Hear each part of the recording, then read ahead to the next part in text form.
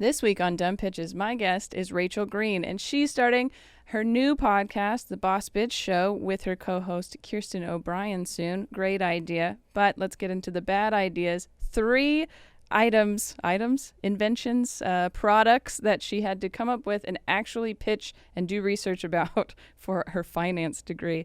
And they are ridiculous, and it's hilarious that it was actually done in college. It's a really great episode. Here we go. Dumb Pitches. What a bunch of dumb pitches. Oh my goodness.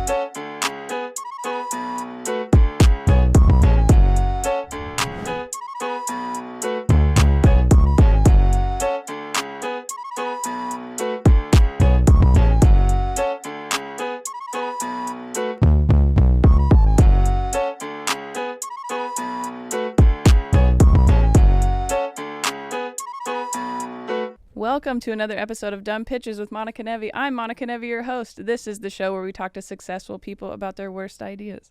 I'm so excited for our guest this week. Help me welcome Rachel Green. Yay. There she is. Look at that. Welcome. Thank you for doing it. Very excited to have you. You got some new, you already got your merch on. Look at this. You're ahead of the game. Boss bitch, right? And the bucket hat. I feel like that's popular right now. Probably because summertime fave. Yeah, that's good. Maybe Brad Pitt will get a boss bitch one, and then you'll blow up. Ooh, I like that. He's been doing a lot of bucket hats lately. I don't know why I know that, but no, it's good if you're having a bad hair day. You don't feel like washing your hair, or you're just feeling boss and bitching. Yeah, as always. Is that your catchphrase? No, it's not always that eloquent. Oh my gosh. All right. Perfect. Well, we do like to start the show by giving people your good ideas. Let them know you've had some good ideas before we get into the bad ideas. So it's not all bad ideas. So Rachel Green, very impressive. Honestly, maybe one of the more multi-talented guests we've had. Not only are you comedian, actress, singer, violinist. Wow. Yeah. I don't know why I'm so impressed by that, but I am. I'm very impressed by that. Thank you. Yeah. Some people say it's great. Some people say I'm the Jill of all trades, master of none. Oh, well. A second part to that statement. That's good. Anyway. You've been in a lot of stuff, though. I mean, Law and Order, The Flight Attendant, Inventing Anna, a lot of different stuff. And even theater, stage theater. I mean, I'm just pretty impressed. But also, so you've been producing this show for a long time, a live show called The Boss Bitch Show. And now you're turning it into a podcast, you and Kirsten O'Brien. Will you tell us a little bit about that? Because that's the next good idea that you have. Oh, yeah. Thank you. So I produce a show with Kirsten called The Boss Bitch Show. That's like an in-person live stand-up comedy show in New York City. It's the second Thursday of every month in Greenwich Village. And basically, it formed out of the idea that cis straight white dudes don't need our help. Okay, that's a good tagline. we don't dislike them, we like them, but they don't need our help. So yeah, so it's a very femme forward LGBTQ POC type lineup. Sometimes all femme, but yeah, like occasionally we'll have like a cis white dude that we like, but for the most part, it's you gotta be cool. Mostly femme. Yeah, and like our upcoming show, it's like this Thursday, it's like all women. Nice. Yeah, and so then the podcast came out of that because Kirsten and I take turns headlining and hosting, and we realized that no one ever really gets to see the banter that we have between the two of us. Oh, just hanging out as friends or going to shows together. Just and we connect on a lot of stuff, not just comedy, but like spirituality and trauma and sexuality. We're very sex positive, and so we were like, oh, wouldn't it be fun to sort of expose fans to that, but also like talk to our funny friends, that are also boss bitches and are into either the woo-woo witchy shit that we are, or just, teach us something about, we had a friend recently who, he is an aspiring gangbang coordinator. So, it really runs the gamut. I don't think anybody realizes that you do need a coordinator for those things. So yeah, that's yes, you do. And yeah, we got to be organized. One of our first episodes, we talk a lot about that. Oh, so. That's fantastic. Oh, perfect. And then that July 14th. So that's right here. Yeah. Well. Yeah. So it's going to be like a live show and launch and party with, a DJ and dancers, and it's, I don't know, probably going to be very sexy. Well, nice. Well, that sounds awesome. Really, everybody's all horned up now, so that's good. You're on the West Coast, right? Yeah, West Coast. Oh. Yeah. Might be a little far for you to come to the party. That's true, but I'll be thinking about it. All right. Well, good. That's really exciting. But okay, that's not what our show's about. Right. Good idea, yeah. Well, honestly, we have a little bit of a theory that if you've had good ideas, which clearly you have, then there's a lot of bad ideas that may have fallen to the wayside. So we want to hear those. So when we gave you the criteria, what did you think of? So a lot of people don't know that I went to school for finance. Of all the things I just listed, I wouldn't have guessed that that's what you went to school for. Okay. Yeah, it was like a strange rebellion in a sense, but also, yeah, like, I'm not going to be a violinist, even though I've played my entire life and dedicated millions of hours of practicing. But also, my parents are musicians, so they were like, "Could you not be poor like us?" Okay, that makes no sense. I've never heard anyone be like rebelling by going for finance. Like that seems the opposite, where you'd be like, I should go for finance, but I'm gonna play the violin. Like, no, that's like my little joke that I rebelled against something. I don't know, but clearly, yeah. So we know how that went based on what my life looks like now. Nonetheless, I was in this very intense business program, and my third year, it was kind of like you had to invent a product that didn't exist and then make an entire business plan around it. Okay. So I had 3 ideas. Only one of them got picked up. Now I'm going to have you guess maybe which one got picked up. All right, because they're all kind of stupid, but all kind of brilliant at the same time, maybe. Well, you can tell me what you think. That's my opinion, right? Okay. So the first one was, I'm a child of the 90s, not like born in the 90s, but like I really enjoyed the 90s. Mm-hmm. So I really loved the platform shoe. Okay. So I thought it would be a really good idea to have a platform shoe that had like a little drawer that came out of the back of the heel. So you could put like, your money, your drugs, like, anything that's cigarette, I don't know, yeah, ID. Yeah. And then the other idea was, and I think Samsonite might have come out with this at some point, but like if you're online at the airport and you're waiting and you're annoyed and you're standing, is to have like a chair that like a little chair that like pops out of your suitcase. Oh. That just like, or like a little stool that. Yeah. And then the third idea is called the silent blind. Silent blind? Yes, because I went to school in Boston and it was noisy where I lived. So it would be like a soundproof blind. Yeah. Okay. So first, guess which one the teacher picked. The teacher picked these. Okay. Mm-hmm. I'm going to go with the silent blind, but I don't know if that's right. Yeah? Right. Yes. Okay. I think that, I mean, of the 3, it might be the least silly. I don't know. But the other one, I'm on board with you. First of all, I'm very supportive on this show, so that's good. But I really enjoyed the platform drawer sneaker. That's our shoe, I guess, any type of shoe. But that, because I almost feel like, have you ever seen the flip-flops that have like a flask in it or whatever? Yeah, like it's got like a little twist cap on the back, and so the bottom of the flip-flop like holds liquid. So that's like same, like it's not like no one else has thought that, hey, it would be a good idea if I could put, obviously it's always used for something inappropriate, but I used to just put my money inside of my shoe when I was a kid. So if I had like an actual little money drawer for it, that would be good. Easier to hide your drugs. It's funny that you say that because I always thought about they have that scrunchie with the flask inside of it. Do they? Yeah. Where are we putting flasks in everything? That seems like a bracelet that looks like a scrunchie. Got it. So that, but then it can probably only hold like a shot or something. What, 2 ounces? Yeah. Huh. That's okay. I mean, I know I've seen, or like bottle openers on flip flops or something, or belt buckles, whatever. Like they've incorporated things into shoes before. But nothing substantial enough to, because that's a good point about the scrunchie. That's not enough. Who's getting fucked up on your bracelet amount of, not that that's the goal, sorry. But Not me. I mean, maybe you're lightweight.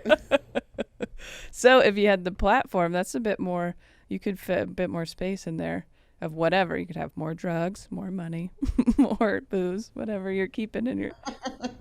I like the idea, like the motion you had to explain it to was like a nice drawer. Like that's. I'm a very visual brain. I'm like, that's good. I mean, of the three, so the Silent Blind was the one that got picked, and that, I don't even know. So, this is funny that you actually had to do like business plans for it, because most of the people that come on this show are like, or like, I was high and I thought about this, and I don't know how you would do it, but like for that, so then you had to go through with making an actual business plan for the Silent Blind.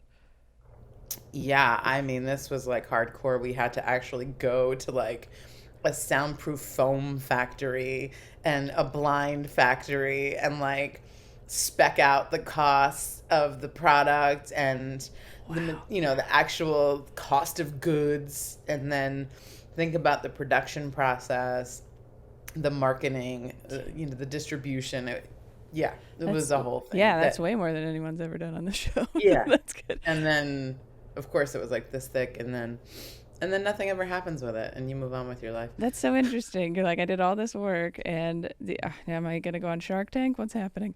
That's so it would be thick though. That's the only thought that I had about the Silent. The blind itself would be really thick. Okay. I mean, we actually did make a prototype. Really? I don't know where the hell it is. It's probably like in my parents' garage or something. They're just still using it. Like, look at what our daughter made. It's beautiful. We're so proud of it. It was so ugly. Because imagine like soundproof foam, the smallest you could kind of get, as far as I know, is like probably about this thick, and like for it to have some sort of like accordion action. Yeah. Then like you would. How did you roll it up? Did you roll it up? It was like, or did you? Yeah, it kind of. Oh, okay. I see. So like you would fold it on itself. A lot of hand motions on this podcast. There is. Yeah, I know. Good thing we have video, but people are listening. I was going to say the audio, you guys are missing out. Yeah, there's a lot. Got to go get on the YouTube. Check it out. Oh, man. And then I've never seen any other color of like soundproof foam than like gray or black. Is there other colors? Yeah, it does. I think it does come in other colors, but I don't personally have it. You got to match. Like, I have a little here for the voiceover work, and it's just gray and boring. And what was the second one? I'm sorry. What was the middle one? I have forgotten because I was distracted by what I would put in my platform drawer. It's the drawer.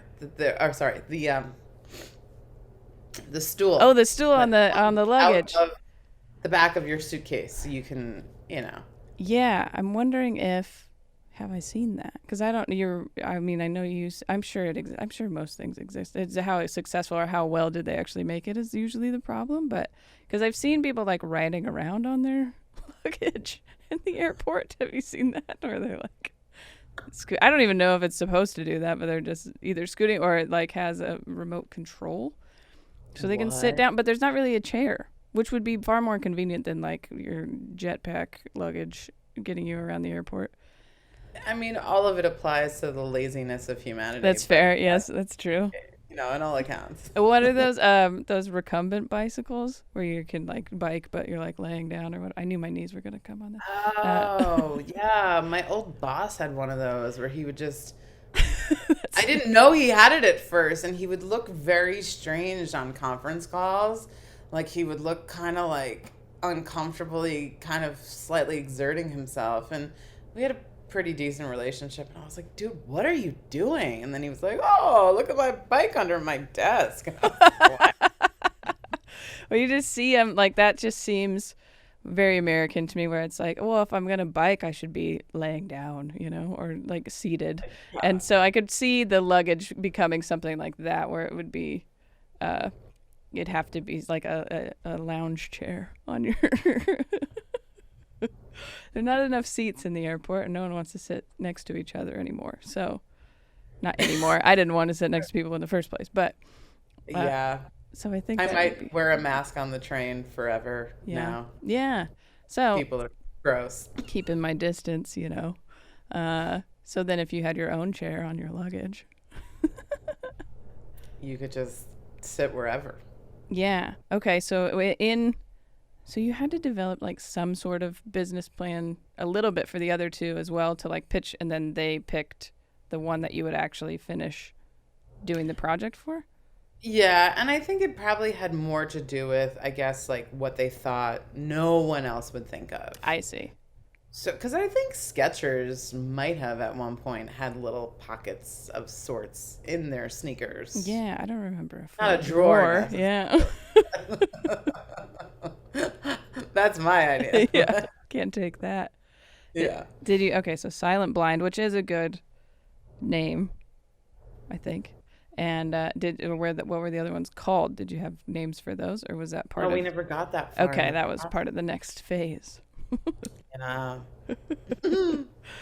I mean, I know it's not my job to pick a favorite, but I do feel like the sneaker drawer is just. And then there's a nostalgia now. Maybe that would be. Maybe you could do it now because the platform Oh my gosh. shoe is So much. I mean, is it back? I don't know. I'm not good at keeping up on what's going on, but It seems that trends cycle every 20 years, it Yeah. seems, right? Because in the 90s is when bell bottoms and platforms came back, but that started in the 70s, really. right, yeah.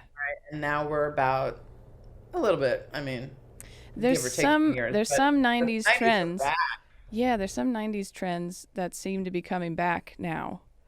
And so maybe that Yeah. which was we're us all walking around just way taller than we're supposed to be and is like You know, I was like huge on the platform shoe when I was young, but now as an older person, I'm really afraid I will just topple over. I know.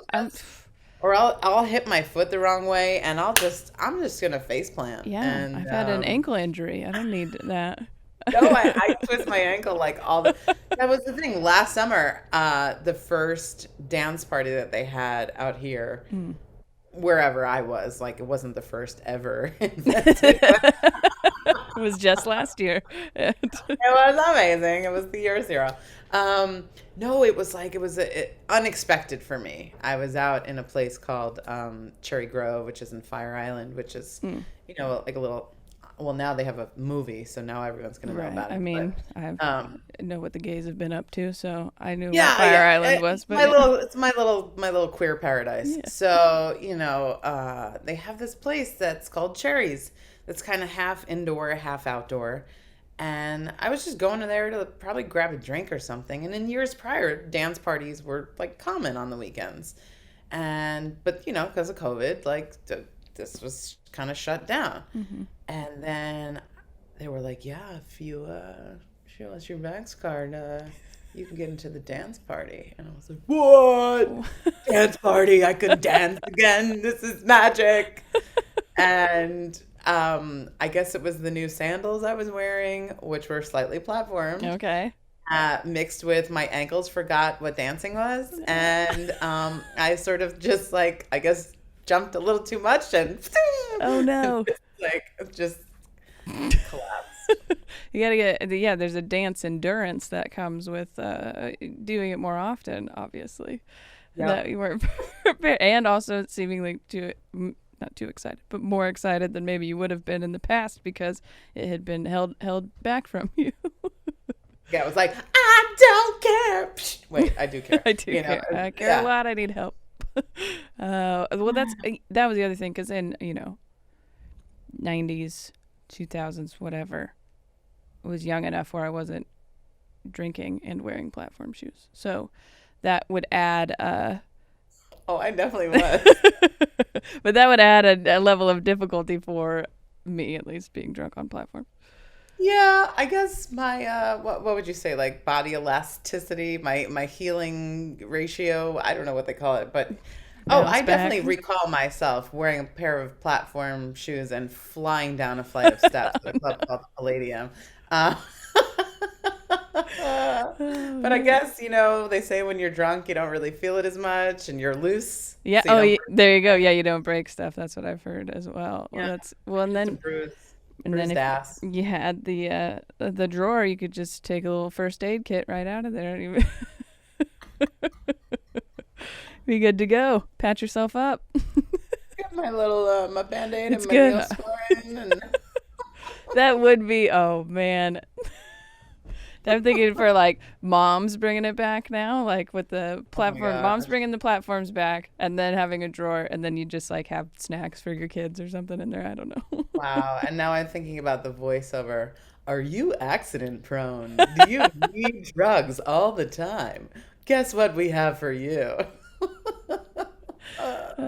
You still want to stay up with the fashion, You still want to wear the platforms when they come back, but you might not have the endurance, the ankle strength anymore. Yeah, well, it's funny because back in the day, my friend had a pair of platforms that were so high.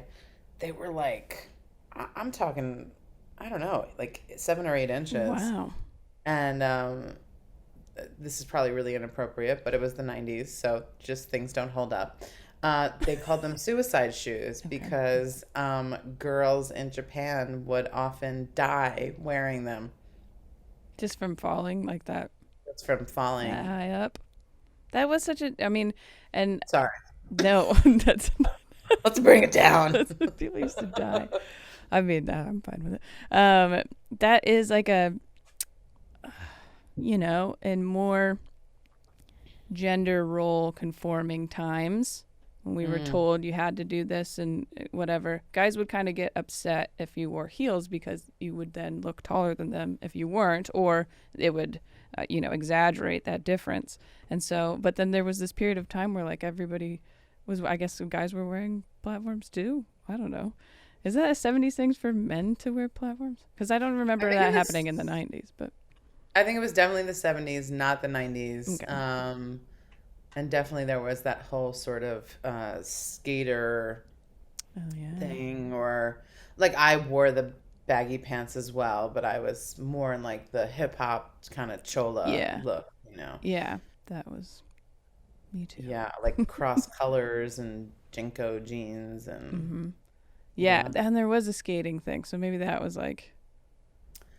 Yeah, maybe Vans have like a tiny little platform. I don't even know. I just remember them being very puffy, like on the outside, like maybe it was protecting them from, I don't know what, running into stuff. But the front of it was very big. You could hide some stuff in there, Yeah. They needed a drawer in those shoes. They needed a drawer in those shoes. There's a lot of injuries happening out there. Wow. I do like that now it's more of a utility service. It started off for drugs and money, and now it's like Band-Aids. Yeah, we skipped a couple of generations. We did. Yeah, it is. I don't think I ever, when I was in the 90s, my parents would say things like that, like, "Oh, we used to wear the, like they are cyclical trends," and I didn't really believe them for some reason. Like I don't. Or I didn't want them. I swore to my mom that I was always going to wear baggy jeans. Yeah. She was like, "It's a phase." And I was like, "No, it's not. I'm going to dress like this forever." Well, and I don't really know, like, when does it stop, or do we keep trying to, because millennial skinny jeans, like, that's still what I'm wearing. And I know that that's not what's in right now, but I don't care. I don't care either. And so I think maybe you just get to that point where you stop caring, and that's where your fashion stays. I don't know, but and those will come back. I'm sure skinny jeans will come back for sure. Yeah, I refuse to not wear them because they actually look better on my body. Yeah, that was a big thing, and I don't know if that. Yeah, and also low-rise jeans can die. They can just, because I'm sorry, if you're a woman over the age of anything, you're gonna have maybe like a little pooch. Yeah. Everybody's got a little baby pooch, and I mean those pants don't allow they're just gonna have rollover, and I don't want to roll over. Such a low rise too, because now there's options of a low rise, mid rise, and then the high rise that kind of comes up over everything. But such a low rise in that like Abercrombie era of like, you have to be waxing your pubes or something because otherwise they'd be coming out the top there. Yeah, I also remember them being, I mean, I had them back then. Yeah. And I remember them being obnoxiously tight, like cutting off the crotch circulation tight. There was points where I would take my jeans off and just have like lines down my legs and around my hips because that's just how tight they were.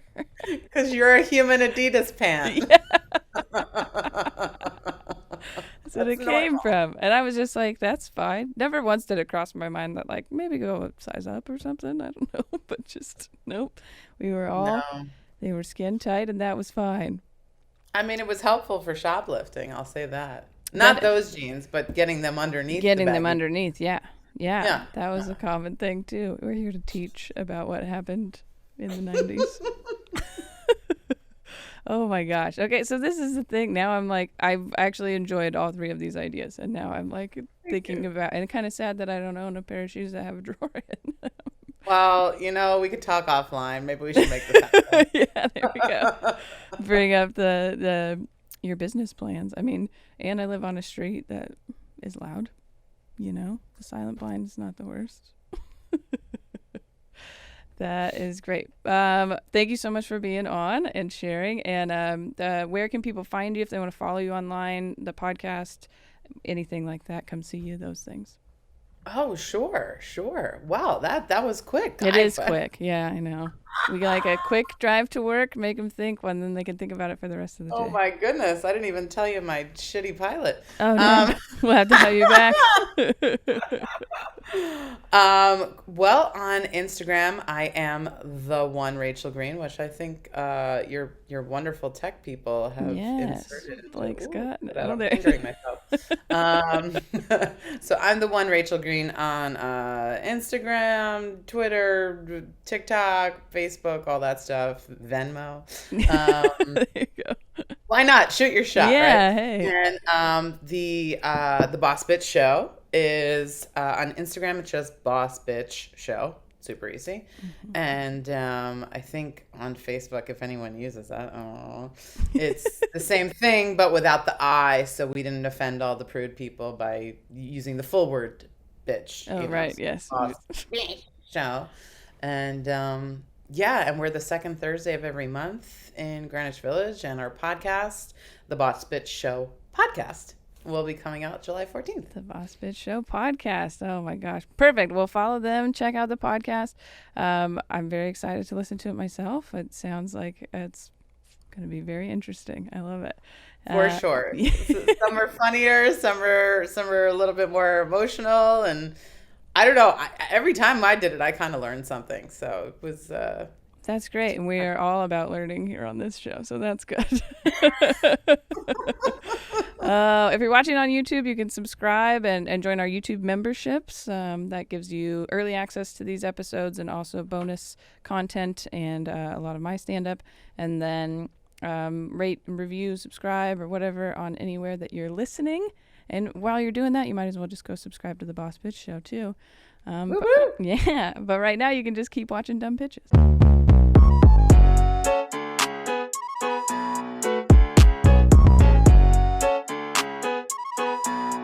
You're weird. Yes.